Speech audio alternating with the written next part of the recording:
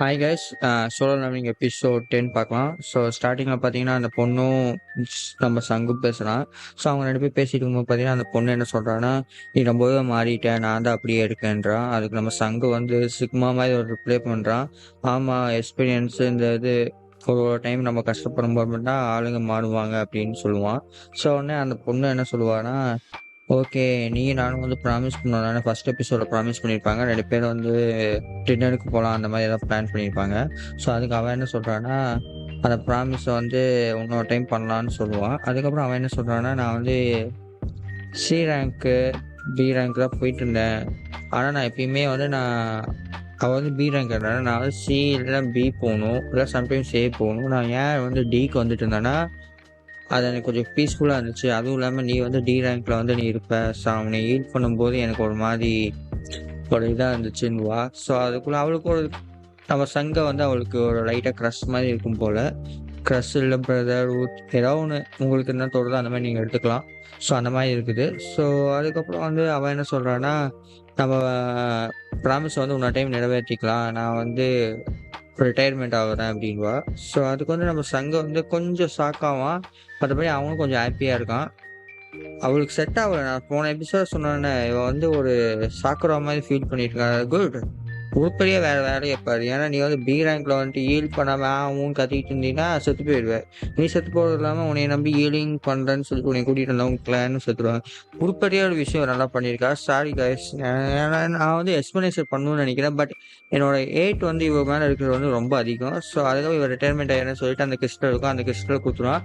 சங்கம் வந்து லைட்டாக ஒரு அளவுக்கு டிசப்பாயின்மெண்ட் ஆன மாதிரி காமிப்பாங்க. பட் அவ்வளோதான். ஸோ அதுக்கப்புறம் பார்த்தீங்கன்னா நம்ம நெக்ஸ்ட் சீன் போகலாம். ஸோ அந்த இதில் பார்த்தீங்கன்னா வந்து ஒரு ஃப்ளாஷ்பேக் காமிக்கணும். அந்த ஃப்ளாஷ்பேக்கில் பார்த்தீங்கன்னா வந்து போன எபிசோடில் வந்து ஒருத்தன் வருவான், பிரசிடென்ட் கூட இருக்கிறவன். அவன் வந்து நம்ம சங்குக்கு வார்ன் பண்ணுறான்.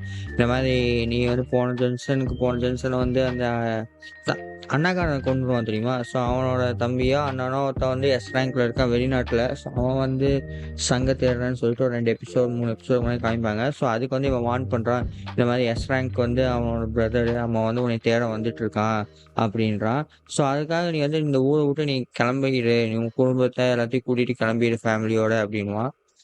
இது பார்க்கும்போது எனக்கு செம்ம டென்ஷன் ஆகுது. இல்லை ஒரு இப்போ நீ வந்து இந்தியாவில் இருக்க, ஸோ வெளிநாட்டுக்காரன் வந்து உன்னை கொலை பண்ண வரான். ஸோ போலீஸ்காரனே வந்து காப்பாற்றாம நீ வேற ஊருக்கு போயிடு அப்படின்னு சொன்னால் எப்படி இருக்கும். ஸோ அந்த மாதிரி இருக்கும். உனக்கு இருக்கிற ஒரு கடமை.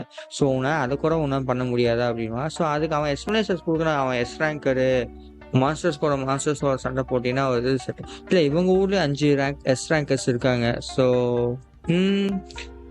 ஊரை விட்டு கிளம்புன்னு சொல்கிறான். ஸோ இதெல்லாம் நம்ம கேட்டால் நம்ம கெட்டவன் ஆயிடுவோம். நம்ம எக்ஸ்பிளனேஷன் மட்டும் பண்ணிட்டு போகலாம். ஸோ இந்த மாதிரி சொல்லும்போது எனக்கு செமட்டியாக ஆயிடுச்சு. அவரை தான் அவன் சொல்லிட்டு கிளம்பிட்டான். அதுக்கப்புறம் நம்ம சங்க எதிர்பார்க்கறேன். ஓகே, நான் வந்து நல்லா பவர்ஃபுல் ஆகணும், அப்போ தான் வந்து என்னால் வந்து என்னையவே நான் ப்ரொடெக்ட் பண்ண முடியும் அப்படின்வான். ஸோ நெக்ஸ்ட் சீன் பார்த்தீங்கன்னா வந்து அவங்க 2 பேரும் பிளான் பண்ணிப்பாங்கன்னு அந்த சங்கம் ரிச் பாயும். ஸோ அவங்க வந்து ஒரு மிஷின் போவாங்க. ஸோ அந்த மிஷின் போடுறதுக்காக வந்து கும்பலாக சேர்ந்துட்டு இருக்காங்க. ஸோ அந்த கும்பலாக இருக்கும்போது பார்த்தீங்கன்னா எல்லாமே கை கால் உடஞ்சவங்களாம் இருக்கான். ஸோ அதுக்கு வந்து சங்கம் டே என்னடா பண்ணி வச்சிருக்க அப்படின்வான். அதுக்கு அவன் கேட்குறான், இல்லை நம்ம வந்து ஒரு சி ரேங்க் போகணுன்னா இருந்தால் நம்மளுக்கு வந்து 8 பேர் தேவையில்லானே. ஸோ அதனால் நான் இவங்களாம் கூட்டிகிட்டு வந்திருக்கேன். இவங்க எதுவும் பண்ண மாட்டேன், இவங்க வெளியில் உட்காந்துருப்பாங்க அப்படின்வான். அதுக்கப்புறம் பார்த்தீங்கன்னா அந்த சங்கோட சிஸ்டரோட ஃப்ரெண்டு வந்திருப்பா. ஸோ அவன் வந்து காமிக்கிறாங்க. அதுக்கு வந்து அவன் சொல்லி, ஏன் அந்த குட்டி பொண்ணு மட்டும் ஏன் இருக்கா அப்படின்வா. அந்த குட்டி பொண்ணை வந்து கேட்கும்போது பார்த்தா நான் வந்து குட்டி பொண்ணு இல்லை, என்னை மாதிரி குட்டி பொண்ணுன்னு சொல்லாதீங்கன்னுவா. அதுக்கு நம்ம சங்கு கேட்குறேன், நீ டி ரேங்க் தானே, அப்புறம் என்ன ஓவர சீனை போடுற அப்படின்வா. அதுக்கப்புறம் பார்த்தா அந்த பொண்ணு வந்து அப்படியே ஒரு மாதிரி க்ரஷ் ஆன அந்த புஷ் பண்ணுவாங்க. ஸோ அந்த மாதிரி பார்க்குறாங்க. அதுக்கப்புறம் வந்து நம்ம சங்கும் அந்த ரிச் பையன் மட்டும்தான் உள்ளே போவான். ஸோ அந்த ரிச் பையன் வந்து வெயிட்டான ட்ரெஸ் போட்டுருக்கோம். சங்கு என்ன கேட்பான், டேய் என்னடா பண்ணி வச்சிருக்க அப்படின்னு கேட்பான். ஸோ அதுக்கு வந்து அவன் சொல்கிறான், இல்லை பாஸ் நமக்கு கவசம் வேணும் நானேன்வான். இதெல்லாம் நீ போடாதன்னு சொல்லிட்டு அவன் சும்மா தொட்டாவே கீழே விழுந்துருவான். இதெல்லாம் போடாத, நீ நார்மலாக வா, நான் பார்த்துக்கினேன் அப்படின்வான். ஸோ அவங்க 2 பேர் போகும்போது பார்த்தீங்கன்னா அவங்களுக்குள்ளேயே ஒரு அந்த 8 பேர் சும்மா வெளியில் உட்காந்துருக்காங்கண்ணே. அவங்க வந்து என்ன கேட்குறாங்கன்னா, நீங்க வந்து உண்மையாக காசு கொடுப்பீங்களா அப்படின்வா. அதுக்கு வந்து அவன் என்ன சொல்றான்னா, அந்த ரிச் பையன், இங்க பாரு, நீ வந்து சும்மா வெளியில உட்காந்துருது, ஒரு ரைடுக்கு நான் வந்து உனக்கு 3 மில்லியன் தரேன், நீ சும்மா உட்காந்துட்டு இருந்தா மட்டும் போதும் அப்படின்வான். அதுக்கப்புறம் வந்து இன்னொருத்தர் சொல்றேன், இவங்க 2 பேரும் சின்ன பசங்க, உள்ள போயிட்டு வெளியில வந்துருவாங்க பாரு அப்படின்வான். கரெக்டா 3 மணிக்கு உள்ள போவாங்க. ஸோ 3:40 ஆகும். கரெக்டா 40 நிமிஷம் இருக்குது. உடனே வந்து வெளியில அவங்க பேசிக்கிறாங்க, ஒரு நார்மலான ஜங்ஷன் சி ரேங்க் முடிக்கிறதுக்கு எவ்வளோ நேரம் ஆகும்னு கேட்கும்போது பார்த்தீங்கன்னா 2.5 மணி நேரம் இல்லை 3 மணி நேரம் ஆகும். அதுவும் வந்து நார்மலான ஸ்குவாட் வந்து உள்ளே போனால் இவங்க 2 பேர் தான் போயிருக்காங்க, வெளியில் வருவாங்களான்னு தெரில அப்படின்னு பார்த்தா நம்மளோட ரிச் பையன் வந்து உள்ளேருந்து ஓடி வருவான். ஸோ அதை பார்த்துட்டு வந்து என்ன நினைப்பாங்கன்னா அவன் ஓடி வரான்னு நினைப்பாங்க. அதை இன்னொருத்தவங்க சொல்ல இல்லை பாஸ் நல்லா பாருங்க அவங்க கேட் வந்து மூடுது, அப்போ வந்து பாக்ஸ் இது பாஸ் வந்து உள்ளே இருக்கிறவங்க சாவடிச்சிட்டாங்கன்னுவான். அதுவும் ரிச் பையன் என்ன பண்ணுவான்னா அவன் சொல்லுவான் சாரி லேட் ஆயிடுச்சு, நான் வந்து உள்ளே இருக்கிற மானா கிறிஸ்டலாம் எடுத்துகிட்டு வரலாம் லேட் ஆயிடுச்சுன்னுவான். ஸோ சங்கு உள்ளே போனா டக்கு டக்குன்னு 10 நிமிஷத்துல முடிச்சிருப்பான். அந்த பாஸ் எப்போ செத்து போனால் அந்த கேட் முடியும். அதனால் வந்து அவன் வந்து கிறிஸ்டல்ஸ் எல்லாம் ரூட் பண்ணிட்டு வர்றதுக்கு லேட் ஆகிருக்கும் போல். ஸோ அதுக்கப்புறம் நம்ம ஒரு நாளைக்கு வந்து 3 ரைடு போகணும்னு சொல்லிட்டு ஒரு பிளானில் வச்சுருக்காங்க. ஸோ ஒரு ரைடு முடிச்சு அடுத்த ரைடு போகலாம் வாங்க வாங்கன்னு எல்லாருமே ஸ்டாக் ஆயிடுவாங்க. ஸோ அந்த மாதிரி வந்து நம்ம ஜின்வோ சங் ஏதோ ஒன்று, நான் வந்து ஜின்வோன்னு சொல்கிறேன். ஸோ அவன் வந்து ஃபஸ்ட்டு டீமில் இருக்கவங்கலாம் இவனை சங்குன்னுவாங்க, இப்போ இருக்கிறவங்க எல்லாருமே இவனை ஜின்வோன்னுவாங்க. ஸோ அந்த மாதிரி வந்து ஜின்வோ வந்து என்ன பண்ணுறான்னா 2 நாளாக அந்த மாதிரி எல்லா மிஷினும் ஒரு நாளைக்கு 3 ரைடு போயிட்டு இருக்கான். அதே மாதிரி அவங்களுக்கு வந்து ஒரு ரைடுக்கு 3 மில்லியன் அந்த மாதிரி 9 மில்லியன் வாங்கிட்டு இருக்காங்க. ஸோ அதுக்கப்புறம் பார்த்தா அடுத்த சீனில் பார்த்தீங்கன்னா இன்னொரு நியூஸ் ஆட்ட போகுது. ஸோ அந்த நியூஸில் பார்த்தீங்கன்னா நியூஸ்ன்னு சொல்ல முடியாது, ஒரு ஒர்க் பேஸ் ஆட் இருக்குது. ஒர்க் பேஸ் பார்த்தீங்கன்னா டைகர் கேட். ஸோ அவங்க வந்து ஒரு எஸ் ரேங்க் இருக்காங்க. அந்த மாதிரி 3 பிளானில் வந்து அவங்க ஒரு குரூப்பு. ஸோ அந்த குரூப்பில் வந்து ஒரு நியூஸ் வருது, இந்த மாதிரி பாஸ் இங்கே பாருங்க எல்லா சி ரேங்க்கும் ஒருத்தன் வாங்கிட்டு இருக்கான் அப்படின்வான். சி ரேங்க்கெல்லாம் விற்பாங்க போல் இந்த மாதிரி கேட்ஸ் எல்லாம். ஸோ அந்த என்ன பண்ணுறான் ரிச் பையன் எல்லாத்தையும் வாங்கி வச்சுக்கிட்டான், ஒரு மாதத்துக்கு தேவையானலாம் வாங்கி வச்சுக்கிட்டு டீல் வச்சிருக்காங்க. ஒரு நாளைக்கு 3ன்ட்டு அந்த மாதிரி அவங்க போயிட்டு இருக்காங்க. ஸோ அதுக்கு வந்து யார் வாங்கியிருக்கான்னு சொல்லிட்டு பார்க்கும்போது பார்த்தா ரிச் பையன் பேர். ஸோ அந்த ரிச் பையன் நேம் பார்த்து பார்க்கும்போது டீமை பார்க்கும்போது பார்த்தீங்கன்னா நம்ம ஜின்வோ இருக்கும். ஸோ அதனால வந்து அந்த இடத்துல வந்து நல்லா புத்திசாலி போல.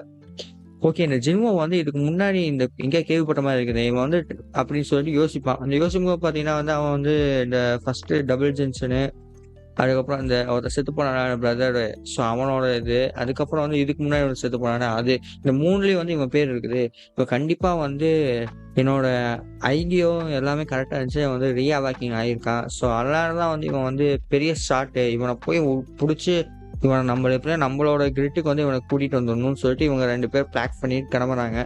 ஸோ பேக் பண்ணிட்டு அவங்க இடத்துக்கு வரும்போது பார்த்தீங்கன்னா அந்த பொண்ணு வந்து கேட்பா, உள்ள வரக்குள்ள இவங்க எல்லாம் வெளியில வெட்டியா உட்காந்துருப்பாங்க. ஏய் என்னடா பண்ணிட்டு இருக்கீங்க அப்படின்னு இந்த கிரிட்ல இருந்து வரான அவன் கேட்பான் மேனேஜரு. ஸோ அவன் வந்து one of the manager. So அந்த மேனேஜர் கேட்கும்போது பார்த்தீங்கன்னா அந்த பொண்ணு சொல்றது இதெல்லாம் உள்ளெல்லாம் நீங்க வரக்கூடாது, ரைடுக்கு வந்திருக்கணும். உடனே அவங்க ஷாக் ஆயிட்டாங்க, ஓ இவங்க 2 பேர் அந்த ஒருத்த மட்டும் சிங்கிளா உள்ள போய் எல்லாத்தையும் எடுத்துட்டு வரானான்னு சொல்லிட்டு ஷாக் ஆயிடுவாங்க. ஸோ அதுக்கப்புறம் வந்து அந்த மேனேஜர் என்ன பண்ணுவாங்கன்னா கொஞ்சம் நேரம் கழிச்சு பார்த்துக்கலாம், தனியாக அவங்ககிட்ட பேசிக்கலாம் சொல்லிட்டு கிளம்பிடுவாங்க. ஸோ அதுக்கப்புறம் வந்து நம்ம ஜின்வோவும் வந்து சரி உள்ளே போயிட்டு எல்லாத்தையும் முடிச்சுட்டு வந்துட்டான். ஸோ உள்ளே வந்துட்டு இருக்கும்போது பார்த்தீங்கன்னா வந்து அவன் ஜங்ஷனுக்குள்ளே சண்டை போட்டுருக்காங்க. ஸோ அவனுக்கு புதுசாக ஒரு ட்ரிக் கிடச்சிருக்கு, என்னென்னா ஷெட்டுன்னு சொல்லிட்டு போன எபிசோடில் வந்து ஒரு ரிவார்டு வந்திருக்கான். அந்த ஷெட்டுன்னா என்னென்னா மறைஞ்சிடும், இன்விசிபிள் ஆயிடுவான். ஸோ அவன் இருக்கிறது யாருக்குமே தெரியாது. ஸோ இன்விசிபிள் மூடில் இருப்பான். ஸோ அதுதான் அவன் பவரு. ஸோ அது வந்து யூஸ் பண்ணிட்டு அந்த ஜங்ஷன் எல்லாத்தையும் சாவடிச்சிட்டு இருப்பான். அவன் புதுசாக அவனுக்கு லெவலப் ஆகிட்டே இருக்குது. ஸோ ஏகப்பட்ட லெவலப் ஆகிட்டு இருக்குது. ஸோ அதுக்கப்புறம் பார்த்தீங்கன்னா இவன் ஜின்வோ வந்து எல்லா மிஷினும் முடிச்சுட்டு நைட் டைமில் வந்துட்டு இருப்பான். ஸோ அதுக்கு ஜின்வோ சொல்கிறான் எனக்கு நாளைக்கு ஒர்க் இருக்குது, ஸோ அதான் நாளைக்கு எனக்கு லீவ் கிடைக்குமா அப்படின்னு கேட்பான். ஸோ அதுக்கு வந்து நம்ம ரிச் பையன் சொல்கிறான், பாஸ் இல்லை பாஸ் நாளைக்கு நம்ம புக் பண்ணியிருக்கோம், வேணா நான் வந்து டிலே பண்ணிடலாம் அப்படி இப்படின்னு சொல்லுவான். ஸோ அதுக்கு ஜின்வோவும் சரி நான் அதான் பார்த்து சொல்கிறேன் அப்படின்வான், நைட் நான் சொல்கிறேன் அப்படின்வான்.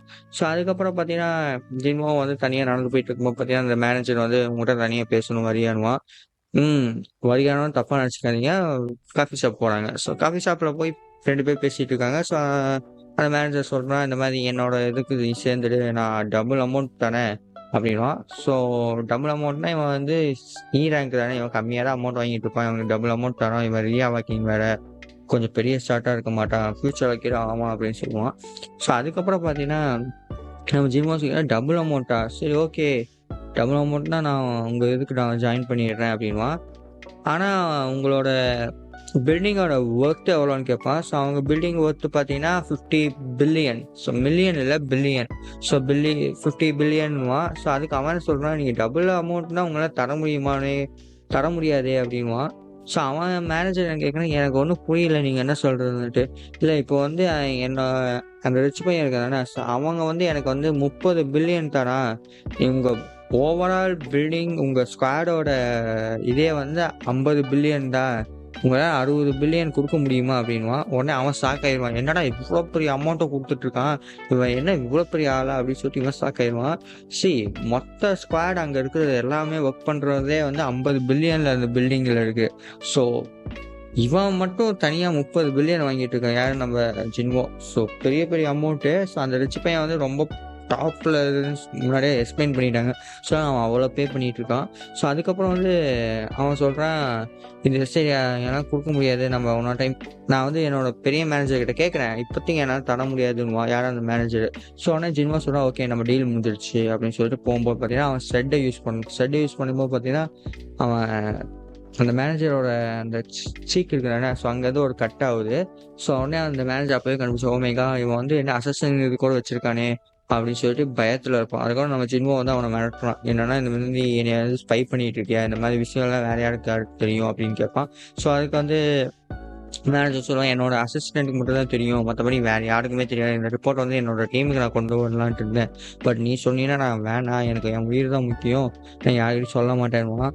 ஸோ உடனே ஜின்வா சொல்லுவேன், இந்த மாதிரி இந்த விஷயம் வந்து வெளியில் யாருக்காவது தெரிஞ்சிச்சுன்னா அது விஷயமே நீங்கள் 2 பேர் தான், எல்லாத்தையும் சாவடிச்சிடும் அப்படி இப்படின்னு ஜின்வா வந்து மிரட்டுவான். ஸோ அதுக்கப்புறம் ஜின்வா வந்து கூல் ஆகிட்டு உட்காருவான். ஸோ உனக்கு எனக்கு ஒரு டீலிங் வச்சுக்கலாம். ஸோ நான் வந்து அப்பப்போ நான் உனக்கு கேட்டை நான் விற்கிறேன், இந்த மாதிரி என்னோட சி ரேங்க் கேட் இருக்குதுன்னா நான் அந்த 3 இது வந்து நான் உனக்கு 300 பில்லியனுக்கு விற்கிறேன்னுவான், 300 மில்லியனுக்கு விற்கிறேன்னுவான். ஸோ பில்லியன் இல்லை மில்லியன். ஸோ அதுக்கு அவன் கேட்குமா, 300 மில்லியனா, அவ்வளோலாம் எங்களால் கொடுக்க முடியாது, மேக்ஸிமாவே 200 மில்லியன் தான் போவோம் அப்படின்னா. சரி ஓகே, 200 மில்லியனுக்கு 3 சி ரேங்க்கு ரைடு வந்து நான் எங்களோடது வந்து உனக்கு தரேன் அப்படின்வான். அவங்க 2 பேர் டீல் பேசிட்டு அதை விற்றுருவாங்க. ஸோ அதுக்கப்புறம் நீ என்னோட இந்த அக்கௌண்ட்டுக்கு அமுச்சுட்ரு அமௌண்ட்டுன்னுவான். ஒரே மாதிரி அவனும் அமௌண்ட் அமுச்சு விட்ருவான். அதுக்கப்புறம் வந்து ரிச் பையன் வந்து உடனே நம்ம சங்குக்கு வந்து அடுத்த நாள் வந்து கேட்குறான், பாஸ் என்ன பாஸ் அவன் லீவ் கேட்டான் நானே. ஸோ அந்த 3 இது ஒரு நாளைக்கு 3 பண்ணுறது வந்து இவன் மேலே தலையில் கட்டி விட்டான் அடுத்த நாள் இது.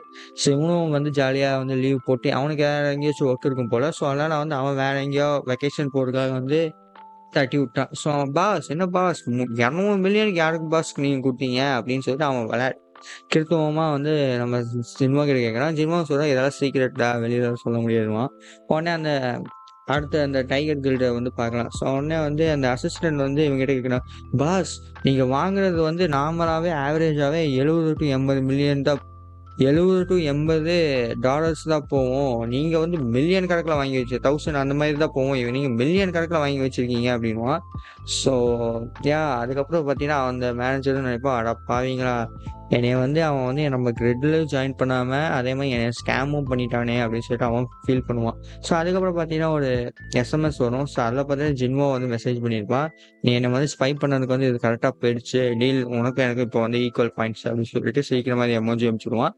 ஜின்வோ அப்பப்போ வந்து கோல்டான சம்டைம்ஸ் அவனும் ஃபன்னியாக தான் இருக்கான். ஸோ அதுக்கு நம்ம கொடுத்து தான் ஆகணும்.